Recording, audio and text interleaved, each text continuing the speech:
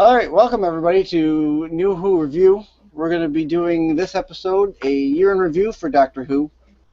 Let's start off. We got Connor, Hello. and a special guest today is Joe from the New Whovians cast. What's up, guys? Hey, how we doing?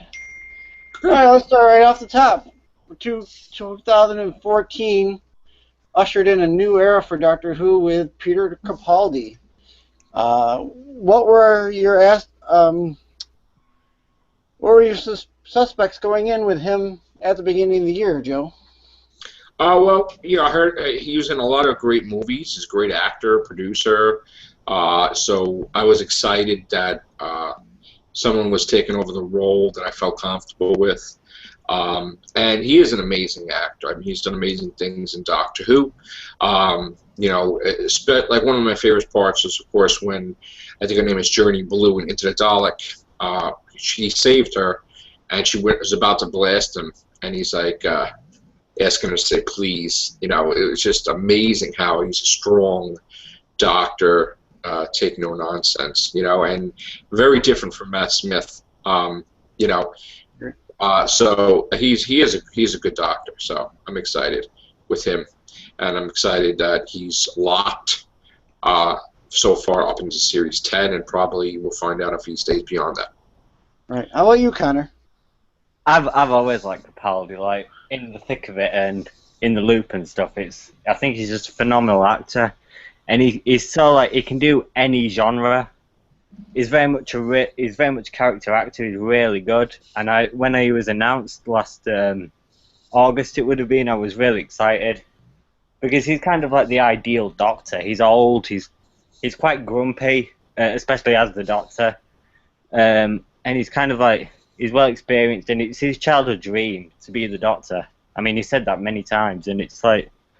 And I was really pleased that he got cast, and it was a lot different from Matt Smith because Matt Smith was like the clown, and he was like the more serious, like William Hartnell kind of Doctor.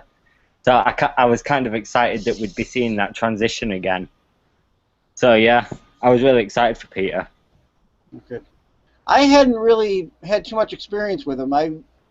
Since his when he got announced, I watched some of the stuff that I could get to over here. I watched him in a couple movies. He was in World War Z. I watched a couple episodes of The Thick of It, but I really hadn't had too good of a sense. But he looked like the kind of doctor that I wanted. Not a young guy, but not too old. I mean, he looked just the right age for where I wanted the doctor to be. So I was excited to have him in. So, all right, then let's. We had filming going on, filming wraps. Then we get to where they're gonna have the episodes, and lo and behold, we get this the episode leaks, the big episode leak. Connor, I know you, tisk on you for watching them ahead of time, but I know you watched them ahead of time. What is your feeling on the leak? I watched it. It was in black and white, so it was a lot different. It felt like watching the 60s Who actually, which was quite good. But you didn't really get much from the leaks because none of the special effects were in it. The title sequence was Matt Smith's. Most of the lines weren't yet dubbed in, so it was like watching a half-complete project. But from what I saw, I only watched the first two. Deep Breath and Into the Dalek. Deep Breath I really enjoyed on first viewing, and I wasn't really when I first heard about Into the Dalek and what it was going to be about, I wasn't really that bothered because it sounded like just another average Dalek episode. But then I watched it and I loved it. It was honestly one of the best episodes, the Dalek episodes of New Who, and I really think that I really do. Good episode, and I think that as soon as I saw those two episodes, I was really looking forward to this series. And then obviously we got the full colour versions about a month later or so. Right. Joe, did you catch any of the leaked stuff, or either the script? I did read the script for Deep Breath as well as view the episode. I dabbled looking into the Dalek and listen. I stood totally away from Robot of Sherwood, and also stood away from I believe it was Time Heist. But the interesting thing I find was that back then there was a lot of controversy about people reading the scripts and people seeing the episodes early, and I remember feeling that something was wrong because to me it was like the BBC or Moffat wasn't really going after the people who leaked it, or they didn't really made a big deal out of it like they did when I think it was the 50th anniversary was, or something. No, it was The Name of the Doctor. I think was released on the box set before it came on TV, and then like Moffat stopped it where nobody could see The Name of the Doctor before it was going to air within a week or two on TV. I felt that something was off with that, and when Moffat came out like a month or two ago and said that nothing was wrong with fans trying to see the episode early because he would have did the exact same thing. Once he said that, I said to myself, okay, I'm like 50% sure that he leaked it purposely. I haven't heard anything about the person being let go that said Marcello, whatever. So I think he tried to stir up hype himself, and because they never really punished anybody, you didn't see any stories about anybody arresting anybody or fining them or suing them. I feel that Moffat leaked it purposeful. So I did also put to rest, for me, anybody that was complaining about within the community against other Whovians watching it early and viewing it early and reading the scripture early, because once Moffat came out and said that, I was satisfied. But again, it didn't affect my enjoyment of Doctor Who. It's sort of like back in the day before the internet, when movies were coming out, you would read about it in Starlog magazine or Fangoria or something, and you would read spoilers or newspapers or something back in the day. So to me, it really didn't affect my enjoyment of Doctor Who. Okay. You don't think they may have done something internally with the who leaked it, or Yeah, I think Moffat leaked it. Yeah, I think he said for them to leak it to stir up hype. Because at the time we were getting a situation with the 50th anniversary where they hardly promoted it at all.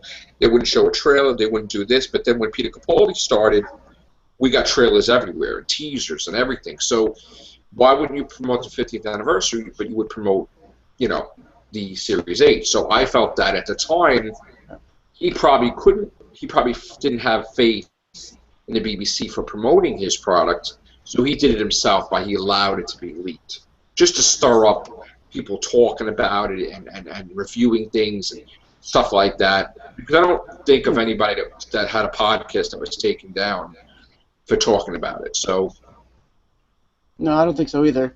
I got the scripts and didn't read the scripts until the episodes aired. Deep Breath, I think I might have read the first couple pages, and then I waited for the episode to come out. And I never saw any of the videos. I didn't have access to that. I'm sure that was out there, but I kind of pushed that away. Okay, Deep Breath in the cinema. Another in the cinema release. This was my third Doctor Who in the cinema, because I went to see 50th anniversary, right, and I saw the Age of Steel, Rise of the Cyberman special that they had through the same company, and they were all great. Did you go to the cinema, Joe? No, I did not. I watched it at the comfort of my home. Didn't have the liberty of being able to, because I think when they released them, I think it was when I had to work, or because I know the Age of Steel and I was working, I couldn't get there, and even when they had the General Louise Coleman and Peter Capaldi was in the city, I was working and I couldn't get free to see them. You know, so Right. I work in New Jersey, so you know, my traveling time and everything, I just could not get away. So, but I'm gonna try to see like when they have. I'm sure they're gonna have Series 9 premiere in the theaters. Are you for them doing it theatrically? Um, I, to me, I would rather them. The 50th anniversary, I'm for that they did that. But to me, I would rather them do something where it would only be the theaters. Like, just, I would like them to release it in the theaters first, like a special episode, and then release it later on TV. So that way, at least, you know, you have some comfort that you've seen something that people haven't seen. You know, I mean, it was already on TV, and then it's in the theaters afterwards. It's like, oh, all right, you know. But if you had some type of thing where people had to go to the theaters because it wasn't coming on TV, it would have been a different dynamic. I mean, it did make millions, actually, in the theaters, profit-wise, which wasn't really talked about too much. But As I remember, it was the top grosser for a single day. Yeah. The 50th anniversary, anyway. Yeah. What about you, Connor? How did you see the theatrical? I didn't see it theatrically. I saw it at home, but it was still just as good. I mean, I can imagine it was really amazing with all the special effects and you know the dinosaur and everything on the big screen. But I think it was just amazing at home anyway. So, are you all right with them doing it theatrically, or? Yeah, I think it's exposure to Doctor Who. You know, I think that Doctor Who kind of, although it's a TV show and it's not really like a film or anything, it kind of suits the big screen. I don't know, it's just something about it. It just kind of suits the big screen. And so, you know, I'm all for it. If they keep making profit from it, you know, and we get more Doctor Who stuff because of that profit, then, you know, I'm all for it. Okay. Yeah, I was able to see it in the theater. I went with a buddy, and then our friend Alexis was there as well. I enjoyed it. I didn't see it on Saturday because here in America, the theatrical version was on a Monday after the episode had aired on TV already. So I held off until Monday to watch it because I wanted to watch it in the theater. I enjoy it. I like the theater. I agree with you, Joe. I'd like to see them do it ahead of time and then show the episode. You know, at a later date. That's the way it should be. So. I think they should do that. Like, if there was going to be a 10th anniversary special, I would release it in the theaters like March, if they filmed it in January, and then to the general public, release it in August on TV. Yeah, I think that would be fair. Yeah. All right. So this year was the first year they did the. You touched on it a little bit, Joe. The World Tour. That was quite impressive. Yes. I was able to watch the one where they were in South Korea. Hey. I got to watch that one.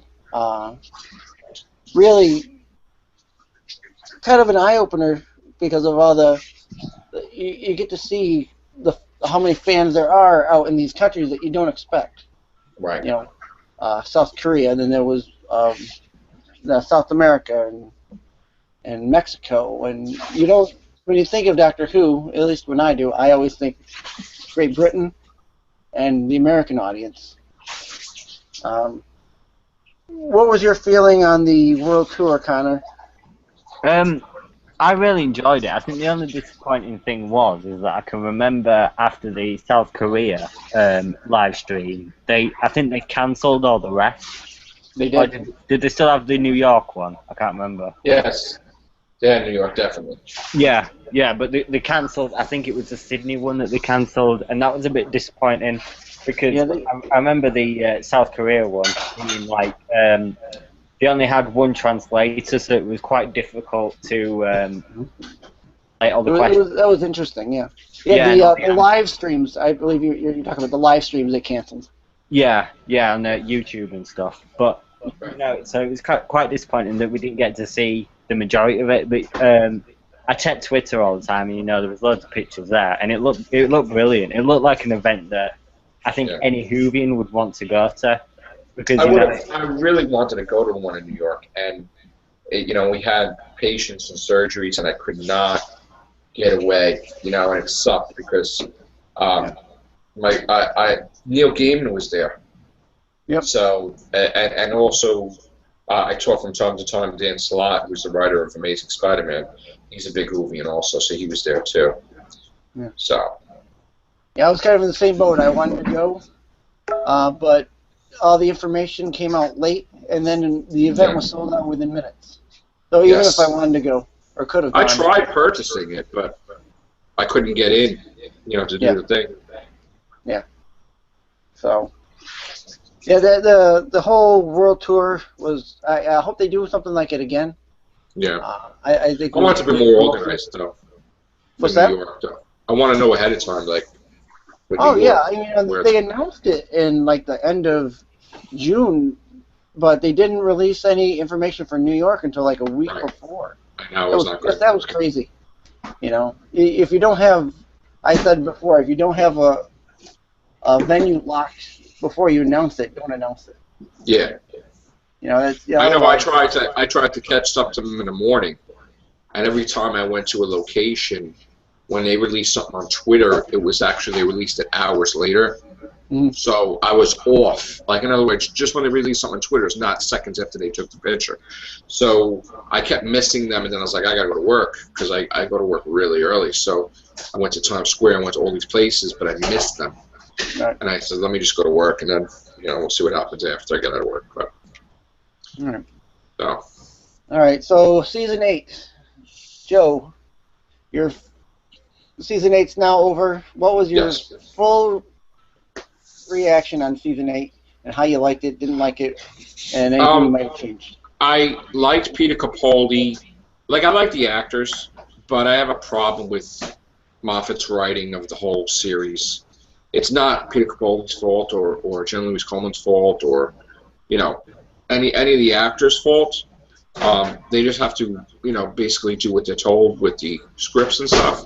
And, of course, they can make nuances and they can change some lines and different things. But I felt like Deep Breath, to me, was, for an opener, I don't think an opener could be dark like that. Like a little morbid to me. Like, it would have to have, like, sort of like New Year's. You go into the New Year, it's like Happy New Year, make New Year's resolutions. You're excited because it's day one of a new year. And what are you going to do differently this year? This year could be your year, So when Deep Breath started, it was like Victorian London, which was fine, but then it was just kind of morbid. Like, I felt when, even after he was fully regenerated, it's like certain things he didn't remember. They kept making references that he's over 2,000 years old, and then you're questioning, like, is it because he's old? Did they make him, like, senile that he can't remember? Or is it... I just didn't like stupid things like he didn't tell the difference between Strax and Clara. That to me, that wasn't, like, really that funny. I like the interaction between Strax and Clara, and you hear it in the newspaper and things. Vastra and Jenny, the whole...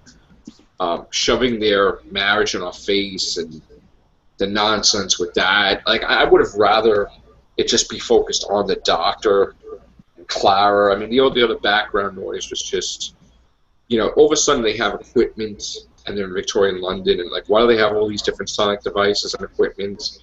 And then I think there was even a prequel where they were on a spaceship or something before Deep Breath started or something like that. Yeah, that was. I think we're in the TARDIS one. I think it was. I didn't understand that. And the dinosaur, you put something in the trailer, so you would think that the dinosaur's in the episode, the whole episode, not for like 5 minutes. So I like the thing where he talks to dinosaurs like babies and horse and all that.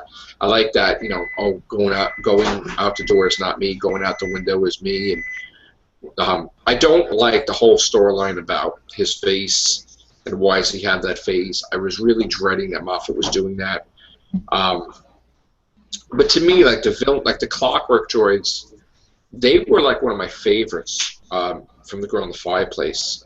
And even though it was a sister ship of the Madame de Pompadour, to me it ruined the whole concept of the Clockwork Torch because it was, you know, like there was a freak thing with The Girl in the Fireplace that something malfunctioned and they had to kill the crew to keep the ship going. Not that all the ships related to the Madame de Pompadour does the same thing. Like, to me, that was like, that just didn't, it ruined it for me. And when he didn't remember Madame de Pompadour, I was pissed about that because I was like, how could you not? Being that he had strong feelings for her. So then it got me thinking with the incarnation, well, not only, like Moffat said, when you regenerate, everything you like, you may not like anymore. You could be a completely different person, but yet similar. And I was like, you know, I don't know how this is going to be the whole season. I gave it an 8, I believe, Deep Breath, but I wasn't. I think it was the worst of an opener for me. And Into the Dalek, I felt, you know, we've seen the Tesseract thing before, but now it's with a Dalek. It was actually, I really liked it. I thought it was a great Dalek episode. One of my favorites was Robot of Sherwood because I thought Mark Gatiss' episode was fantastic. I thought, okay, here it is. We're back to lighthearted, good Doctor Who, happy, not dark, you know? And it was good for me. Then we go to Listen, and I really enjoyed Listen. But then I'm like, well, to me, I was like, well, why doesn't he remember Utopia and Sound of the Drums? Because at the end of time, trillions of years in the future, he went there already. And people were trying to go to the planet like Utopia. And that's what the world was that they were on, those creatures. So I was like, why doesn't he remember that to me? And it didn't make sense how he was with them, then the screen went off, the creatures were there, and whatever. I didn't like it that they didn't reveal the creature. When I found out that Clara was able to break the time lock and go back in time to Gallifrey when he was a kid, I was like, what the hell is this? Because it kind of ruins the whole concept of that the Time War is time locked. And you can't go to Gallifrey. You can't go back in time, period. The only person who was able to do it was Dalek Khan, and he was able to go in, get Davros, and get out, but then he went crazy. So, and especially with the end of time where they had to have the White Point Star, and it had to be from the sound of the drum. Like they had to create the drums in the first place for the Master to remember, so that way they can escape. There had to be technicalities where they escaped. You couldn't just take a TARDIS and travel back in time to Time War. So to me, I don't think that Moffat thought that out at all. It's one of those situations where he creates a rule when he breaks this rule, but he never explains it. And then if he has to explain the episode afterwards, then that means he did something wrong. So while I liked Listen, I didn't like the paradox where the TARDIS can just go and break the time lock for no reason. Because it's not that simple. Then the time would have been over in 5 minutes. And then we had, I think, and I don't like it that Clara keeps becoming everything to the show. Like it is Clara Who, it is Clara saved Gallifrey, Clara saved the Doctor, given regenerations, Clara went through his time stream, Clara like helped Amy and Rory in Asylum of the Daleks, and his marriage was destroyed. Clara got him out of retirement. Like I'm tired of Clara being forced upon as the ultimate companion. While I love her as a companion, and she's one of my favorites, I'm not mad at her, the actress. I'm mad at Moffat for forcing other things. Like I don't need to like her, like by her choosing a TARDIS for the Doctor. I actually hated that. I don't need to. I already like her, so I don't need to like her. Like you don't need to do those things. Just make her like a regular companion. Yes, she's an amazing. She does things, but she doesn't have to be. Like I was joking around with my friend, Scribe, and I says, well, what's next? They're going to make her out to be the Doctor's mother, the Doctor's father, and the Doctor's dog or something? I mean, like, what else are you going to do with Clara that's going to be like, oh my God, she's this now. I can't believe this. It's like, I don't think we need to do that. I think we would focus too much on the companions and not the Doctor. So now getting with I think Caretaker was the next one, right, Charlie? The Listen, Caretaker, yes. Oh no, Listen and Time Yeah. Heist. Time Heist, yeah. Yeah, did not like Time Heist at all. Hated it. I did give it a passing rating because I like the creature. I think, well, maybe I give it 5 or 6, but I did not like it because I felt it was a waste of an episode, like a Journey to Center of the TARDIS episode. But the acting performance of Miss Delphox and then the clones and then I like that. And the creatures, that gave it a passing rating. The next episode was Caretaker, right? Yeah. Yes. I remember seeing the trailer and I joked and I says, "Oh, this is like Sarah Jane Smith adventures," And lo and behold, it's someone who wrote Sarah Jane episodes. So I'm like, oh, that's why. I thought that the creature was stupid, but overall, it became one of my favorite episodes because of Danny Pink and Clara's relationship and the Doctor. So I enjoyed it, and I kind of overlooked that the creature was just terrible, the robot. And of course, the Missy segments throughout the season I liked. Different references with Missy. That was great. After Caretaker was it Kill the Moon or? Yeah, Kill the Moon. Yeah, Kill the Moon. I remember when I saw the trailer, I'm like, oh, this is going to be sick. I can't wait for this. When they started being ridiculous and saying that the moon was an egg, that turned me off. So I'm like, now I know. This is a TV show and it's fantasy, but you don't have to make it like really ridiculous because that's just absurd. And then the spiders weren't spiders; they were viruses. That I could take, but the whole thing about the moon being an egg, that's a little extreme for me. So it wasn't my favorite episode, but I did like her telling the Doctor off. What I didn't like was that this Doctor all of a sudden said, "I don't care about the Earth. That's not my home." Immediately when I saw that whole episode, I'm like, oh, I had a bad feeling in my mouth. And I'm like, this is Moffat ruining it for me. This is Moffat making the Doctor not likable. There's no way the Doctor would ever say that, being that he's on Earth a million times. When Gallifrey he believed to be destroyed, he went to Earth right away. So I don't want to hear it that he just refuses to help Clara. Then the next episode was what? Murder on the Orient, or the Mummy on the Orient Express? Yeah. Okay. I liked the episode, but Clara really didn't have anything to do. I didn't like the pattern that I started seeing with the 12th Doctor, where everybody's dying, and he just didn't give a crap. Like, people were dying into the Dalek, and he was like, all right. People were dying in Time Heist, and he was like, okay. People were dying in Murder on the Orient Express, and it wasn't like he was really upset, like he couldn't give a crap. Like, in other words, he says, oh, well, people had died or whatever, save who we could. I mean, that's just, like, too cold for me. So then I started analyzing it with friends, and I says, he's making the Doctor too cold, not likable, not liking this. I don't like this direction. So when he explained it, like why he does things with Clara, why he's cold, I'm like, okay, that's cool.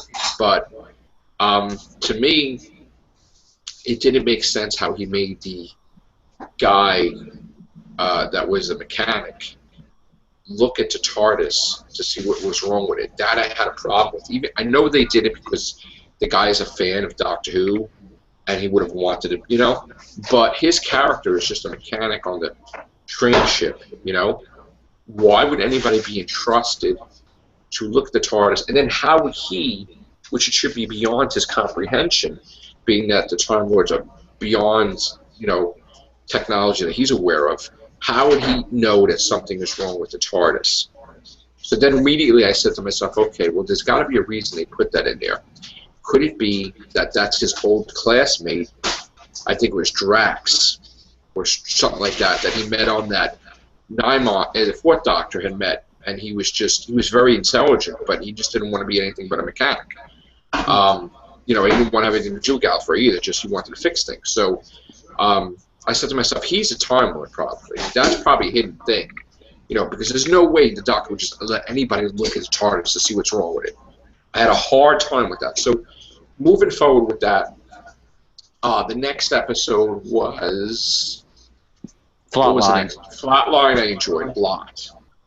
I didn't like it that I did like that Clara played the Doctor, but I didn't like it that she got an ego. and she became conceited, and she thought that she was the thing. Like she's everything and anything, and she doesn't need a doctor anymore, technically, type of thing. You know what I'm saying? So I don't like her cocky attitude, and neither did the doctor. You know, so that is the only problem I had with that episode. But it was one of my favorites. Now after Flatline, we had In the Forest of the Night. that was. I mean, it was like a kiddie episode. I wasn't really crazy about it. It's like waiting for that episode to end so we could see the finale type of thing. I just had a problem that the ridiculousness of it, you know, that the trees saved the earth from the solar thing. I mean, that's just, I know they explained it in a way and it was cool, but it wasn't bad. It was just okay. But and then I thought there was going to be a big thing with him with Clara lying to Danny, and I thought they were going to do something with that, but they didn't. The finale, right? The finale's next, right? Yeah. Darkwater. Yep, Darkwater and. Darkwater, I really loved Darkwater because it was different, but I had a problem with it as well because I'm like, you know, at first I wasn't. I mean, it was great that the Master would do something crazy like that, become a female, just to mess with the Doctor. But the whole death thing, and I thought that was very dark. I mean, while I enjoyed it, I didn't like the Clara betrayal, and I felt this was related to her becoming too cocky and too much of an ego. So I don't understand how he needed keys when he can snap his fingers and open up the TARDIS doors. So Moffat didn't explain that either, and I know it was just an illusion, but I wasn't. But then what got even a little more disturbing was the fact that he's so attached to her that she could betray him 17 times and he would still have her in the TARDIS. So that means me to believe, even though Peter Capaldi says that there's no flirting in the TARDIS, I come to the assumption that he's in love with Clara, but he has too much morals that he's looking older to be with her. Because he got jealous with Robin Hood, he got jealous with, you know, Danny Pink, he got jealous of every little thing. He's always trying to show off with her, and I felt that, you know, he kind of feels bad that he regenerated older and that she's not appealing to him. But I felt that, yeah, if had Matt Smith stayed as the Doctor, there was definitely going to have something happen with Clara and him, evolve or something. But anyway, I got the assumption that he loved Clara, was in love with her, that you overlook things when you're in love with somebody. So that's what I felt. Even though he said there's not going to be no lovey-dovey, no romance, I felt that completely. And then when she said, when now we go into the reveal, I thought that gave me chills with her, Missy, saying that she couldn't be called a master now, could she? But then when we got the next episode, it was like, again, a Pandora opens Big Bang moment. It was like the second part's completely, almost like unrelatable to the first part. It's like went in weird directions where the Doctor's president of the planet, and I mean, I like Kate Stewart was in it, Osgood, but then Osgood dying I wasn't happy with. I mean, I wasn't happy that Danny Pink died, and the whole thing with Darkwater, when no explanations about anything. But I really, Death in Heaven did not like it. I did give it a passing grade, I believe, but my rating keeps going down every time I see it. So I didn't understand how you have a two-parter that we've been craving, and then the resolution is that she just wanted to say happy birthday, and here's your Cyberman army, and I just wasted 2 episodes just to say I'm your friend still. Like, I didn't know. I was like, what the F is this? But the Brigadier thing pissed me off. But then when Stephen Price explained it to me that Katie Manning, who knew Nicholas Courtney, would love something like that, then I was okay with that before when we did the cast. But I didn't like that Moffat repeated Clara and Rose and the Doctor from Doomsday. They repeated it with Clara and Danny. And then the Santa Claus thing just destroyed it for me when Santa Claus appeared in the TARDIS. I'm like, what the hell is this? Now Moffat truly is out of his mind. So then we go to Last Christmas, and immediately I'm like, I don't understand how this is going to work. Aliens, Alien, The Thing, Miracle on 34th Street, and Inception all rolled into one. I didn't enjoy Last Christmas. I mean, I gave it a passing rating, I guess, but I did like the record that they tried to break. And then when I was watching with Sharon probably thought that they reshot that scene because I know we all believed that Clara was going to leave, and then she changed her mind, and then Moffat said he had to throw out the scripts, and I thought we all heard the rumor that she's supposed to die in his arms as she was old before we saw the Christmas special. So I don't know if they reshot anything or if that was the original plan, but I wasn't happy with Last Christmas, and I wasn't really looking forward to it either. So review-wise, I would have to say just passing because there's a lot of good moments that outweigh it. I give it I'm not going to give it a 6. I'll give it like a 7 as a whole for the season. But I'm a little worried because I feel that Moffat's agenda is to make the Doctor a woman, and he's becoming too political and things with the news and playing around. He's shoving a female Doctor down our throat when he should be focused on Capaldi. So I really don't know what to expect with Series 9, but I'm praying that I will enjoy it much better than Series 8. Okay, very good. What about you, Connor? Well, this was definitely Stephen Moffat's best year. I think the episodes that he wrote, Deep Breath, Listen, the 2-part finale, Dark Water, Death in Heaven, and Last Christmas, I think they were kind of his best throughout, since before he was showrunner, because obviously he had The Empty Child and stuff like that, and Blink. I think it was because all of his episodes were quite dark and sort of the ones that I enjoy for Doctor Who. They're definitely what I want in Doctor Who. Dark, shocking episodes, and particularly Dark Water, which is one of my favourite of Doctor Who of all time. It had a shocking beginning with Danny dying, had a shocking beginning with that Don't Cremate Me stuff, and the whole business with the dead people in St. Paul's Cathedral, and then it had a shocking ending with Mrs. Reveal. And I just think that was definitely one of his best episodes that he wrote. In terms of Deep Breath, I think that was a good opener. It was morbid, as Joe said, compared to others, and that kind of made me enjoy it a bit more because it's dark and obviously it's more to Capaldi's kind of what Capaldi's done, as Stephen Moffat claimed when he was first announced and stuff. It felt different from Matt Smith's era, and that was a good thing. And then we obviously had, Into the Dalek. I think that was, I think Phil Ford, who wrote Waters of Mars, this was his second episode, I think he wrote, was fantastic. I think it was, as I said, with the leap things, it was the best Dalek, one of the best Dalek things that we've had in New Who, and it was a bit different from the rest. It wasn't just your plain ordinary, Doctor versus episode. Robot of Sherwood, yeah, it's definitely my favourite Matt Gatiss episode because I've not been a massive fan of his.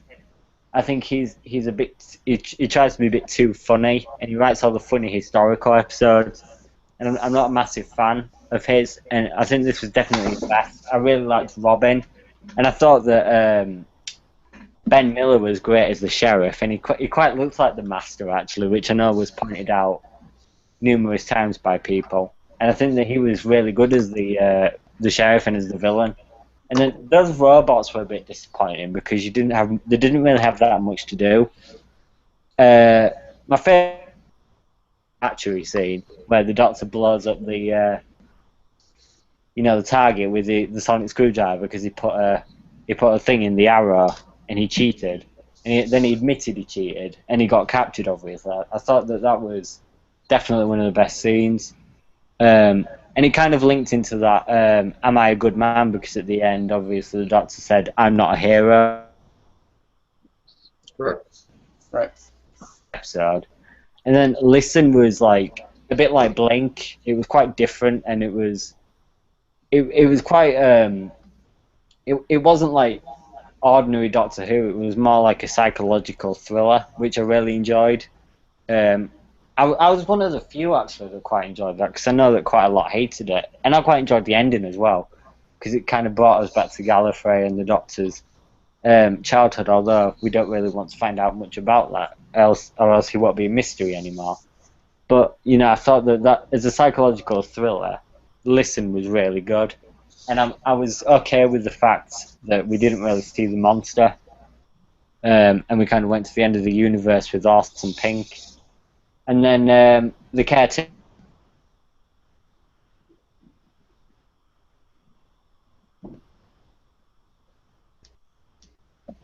Did we lose you, Connor?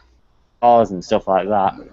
Not great supporting cast. She wasn't really that developed much, and at the end we found out that she was Carabraxus.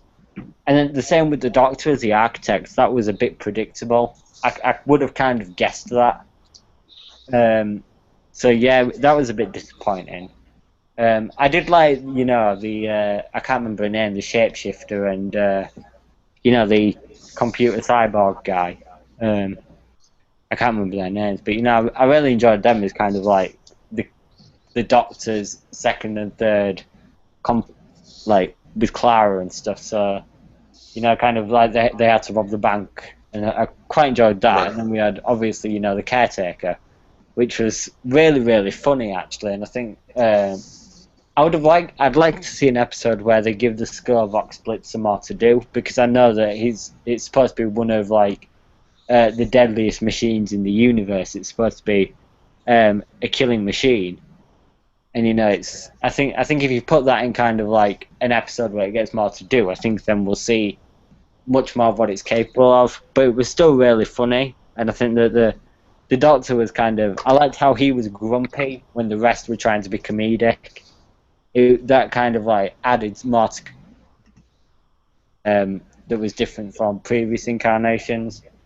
And then obviously we had Kill the Moon, which was one of my favourites of the series. Apart from the moon being an egg, which was a bit of a letdown, I quite enjoyed the fact that the spiders were bacteria. Hermione Norris as as Ludwig, she was quite good. One of the best guest stars of the series. And I just think that was quite terrifying. It had like a quite dark atmosphere. And the fact that it was like so contained on the moon and stuff. And it was quite terrifying at times. So yeah, I really enjoyed that. And then we had Mummy Express, Jamie Matheson. Like, he's definitely the writer of the series. Like with Mummy and the Orient Express and Flatline, both of which I enjoyed phenomenally. They're like my second and third favourite episodes.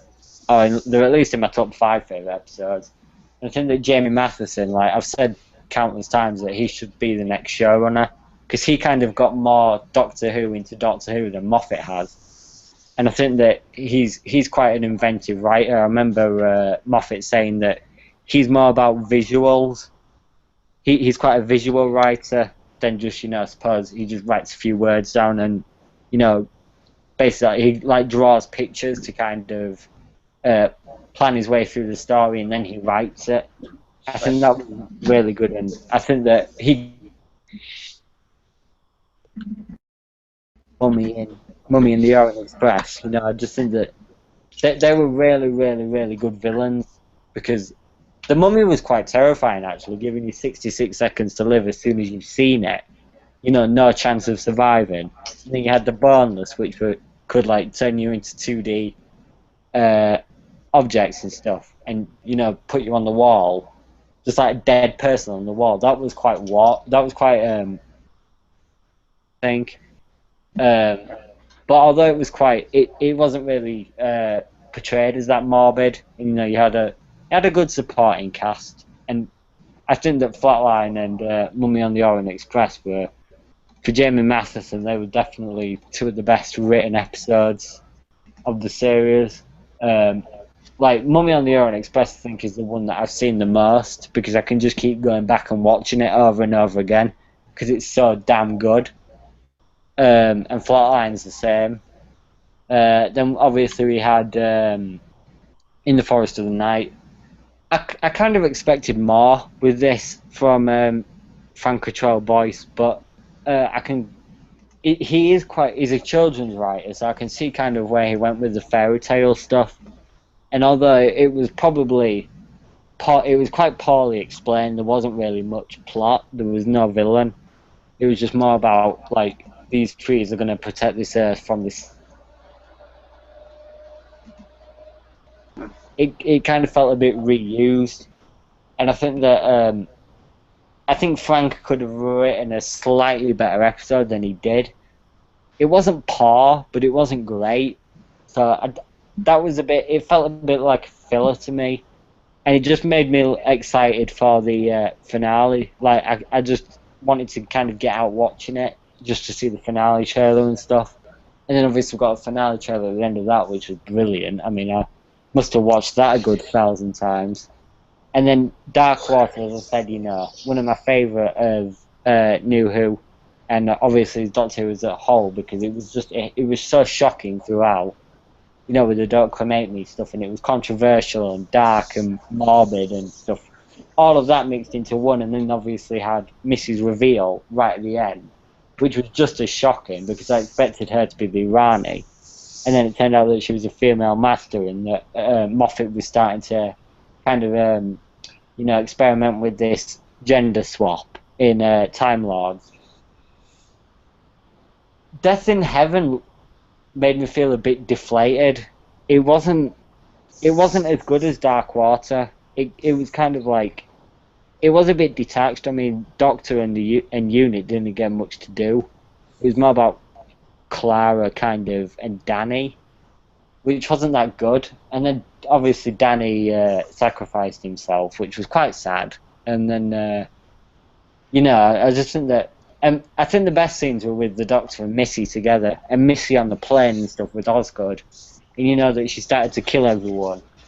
The fact that the Cybermen could fly, it kind of fucked up continuity a bit and stuff like that. And the Cybermen, they weren't that scary. They felt a bit like Iron Man, like an army of Iron Man.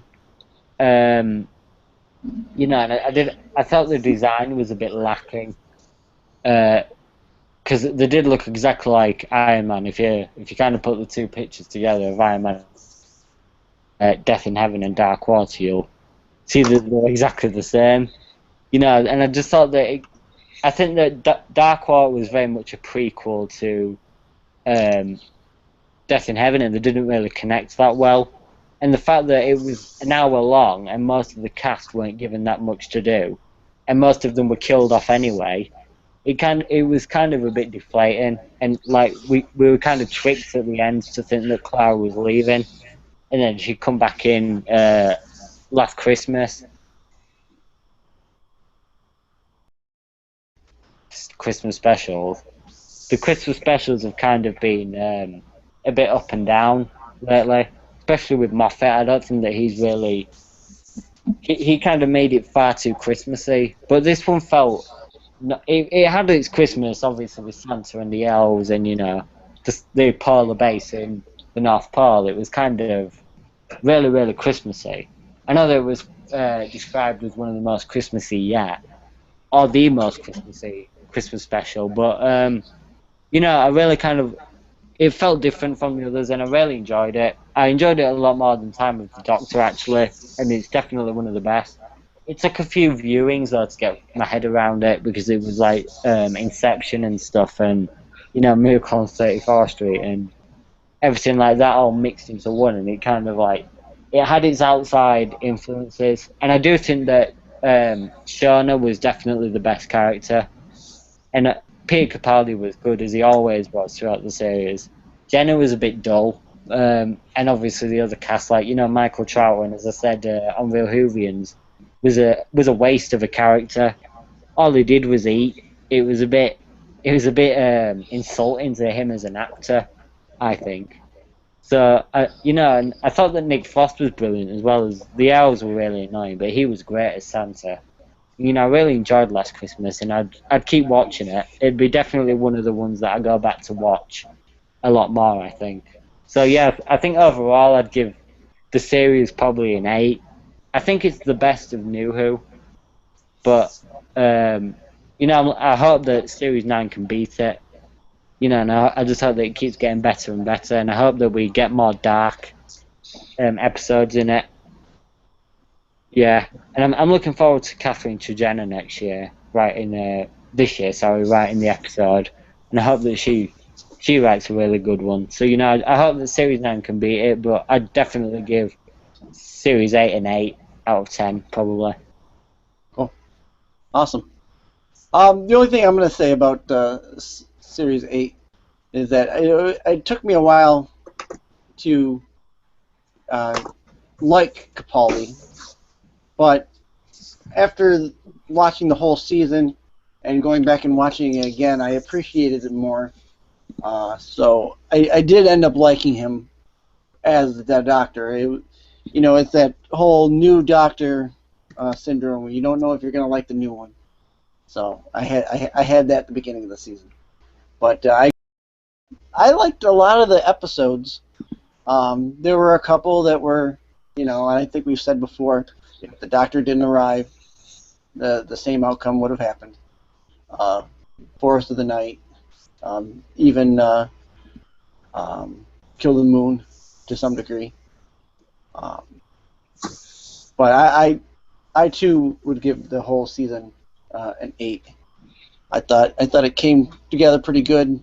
Yeah, there were some, missteps and maybe some writing that could have been better, but I still think it was a decent year on whole. Yeah. I thought, as a final thought, I thought that the Last Christmas was good. Now I never saw Inception, so I didn't have that in my head, but I thought as an episode it was good. I see where that influence is there, but to me it was good. Yeah, Michael Troughton should have had maybe a better role in it. Yeah. Not so much for him, but for the Absolutely. of him being the son of a former Doctor. You're not just throwing him in there as cannon fodder. Yeah, and just to eat it like a chicken leg was just absurd. Absurd. Renaissance fair turkey leg he had there. Yeah, I found that was a bit, as I said, a bit insulting to him as an actor. Yeah. Yeah. Yeah. I mean, for a side character, if you're going to do that, that's fine. But if you're going to bring someone in, Right. whose parent or whatever formerly acted in Doctor Who as the Doctor, you give them a little bit bigger of a role, or more of the episode at least. It's like when David Warner appeared in Cold War. I'm like, are you serious? They really didn't give him that much to do either. He was the first one on the kill list. So, but They know how to cast these sorts of people, don't they? But they don't know how to use them. I think that's kind of the problem with Moffat. Too many people are not. Yeah. And that's fine, but sometimes the person coming in is more important to the people on the outside of the box than inside the box. You don't just create characters like red shirts from Star Trek where they're going to die. I mean, you got to have some importance, Yeah, agreed. So. All right. On the whole, the 2014 for Doctor Who I thought was great. So much anticipation, and what we got was equally as good. Some differences, people can think different, and that's great. We want. Right. I don't want everyone out there thinking the same thing. I want everyone to have different opinions. And Yes. So 2015, season 9 is starting to film here next week or the coming weeks. Anything that we think we'd like to see, I don't know. I just want to see the same. I want them to generate the same quality that they did this year, but up it. I would say Only thing right now, what we could look forward to, being that Doctor is off the air, I'm going to be looking forward to this. I don't know if you guys can see it. It's Lethbridge Stewart series. Oh yeah, I've heard about that. Oh, the audio series. Actually, this is, I believe, is that the audio or is it a book? It's a book. It's a book. I think it's a book. I don't know if you could see that. Yeah, I've seen it before. The cover. I think. Okay. It's Fear of Light. Yeah, Great Intelligence. I think. By Jim Mortimer. So I'm gonna be picking those up, and looking. I mean, I haven't been a fan of audios, but I did listen to Trial of the Valuard, so I'm gonna try to get into them with Paul McGann and see if I like those. So we'll find out. That's what I'll do, while Doctor's not on the air. Cool. And still do the Real Movies Cast shows. Oh, absolutely. Please do. Connor, do you have anything any one thing that you'd like to see for season 9? I'd like to see, I've said it the last few shows on different other shows, not just on this channel, that, I'd like to see Shona as a companion. I'd definitely like to see her come back. I'm on that bandwagon for her. But, like Joe, I think I'm going to try and get into the audios this year while Doctor Who's off air, because I've not listened to that many Big Finish. And I think that it's like the adventures we never got to see. A bit like Star Wars: The Expanded Universe, it was a bit. Yeah, I'd definitely like to get into that because I think that it's a great way to spend, kind of like the off-air period for Doctor Who. And obviously, over the coming weeks, we'll have filming pictures, so I'm sure we'll be covering that on various shows. If I could just add something to answer about what I'm looking forward to with Series 9. I really feel that River Song is going to be coming back this season, maybe in a two-parter. I want to see Madame Graverian return, The Silence, Weeping Angels, Sea Devils. I do not want to see the Cybermen at all. I would rather see Davros come back with the Daleks rather than just the Daleks. And let Davros be a reoccurring threat, sort of like the Fourth Doctor, Tom Baker, and Davros. So that's what I want to see, Davros back with a vengeance, and not just the pet to the Daleks either. Yeah, that'd be great. So. All right. Well, Joe, I'd like to thank you for coming on and joining us here on the New Who Review. It's been great having you. Thank you, sir. Appreciate it, Charlie. Thank you, Connor. Thank you. Connor, always a pleasure to have you on. Yep, thank you. Thank you, everyone, for listening and watching, if you're watching on YouTube. Thank you, and until the next time, we'll talk to you later. Bye. Bye. Bye.